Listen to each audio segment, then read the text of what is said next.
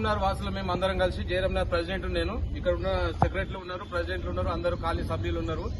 మేము ఇక్కడ water works దగ్గరికి ఎందుకు రావడం జరిగిందంటే జయరాంనగర్ లో పోయిన నెల 28వ తారీఖు నాడు కంప్లైంట్ పెట్టినాం. అంటే 4 కంప్లైంట్లు పెట్టినాం, ఒక్క కంప్లైంట్ కూడా కాదు, 4 కంప్లైంట్ల వస్తున్నామని చెప్పేసి రావడం లేదు. డ్రైనేజ్ కంప్లైంట్ అయితే మొన్న వచ్చారు, మొన్న 4 రోజుల కింద వచ్చారు, డ్రైనేజ్ తీసిరు.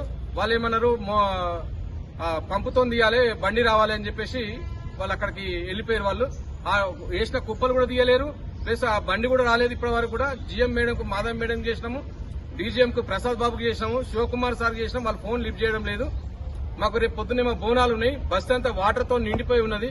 ఒకసారి మా సమస్య బాగా జయరాంనగర్ సమస్య ఒకసారి మరి రేపు బోనాలు ఉన్నాయి, మేము ఎట్లా చేసుకోవాలి పండుగ అని చెప్పేసి వాటర్ వర్క్ దగ్గర రావడం జరిగింది. మరి ఇక్కడికి వస్తేనేమో ఇవాళ శనివారం, 2వ శనివారం అని చెప్పేసి వాళ్ళ హాలిడే ఉన్నది. మరి వీళ్ళ ఊరు అధికారులు కూడా అందరికి తాళాలు ఉన్నాయి, ఆఫీసులో కూడా తాళాలు ఉన్నాయి. మరి మేము ఏం చేయాలో మాకు అర్థం కావడం లేదు. ఇదే బస్సుల సమస్య కోసం మేము వస్తే ఇట్లా ఈ జరగడము, ఫోన్ లిఫ్ట్ చేయకపోవడము, ఎంతవరకు ఈ అధికారులు సహకరిస్తున్నారు అనేది అందరు గమనించాలని కోరుతా ఉన్నాను.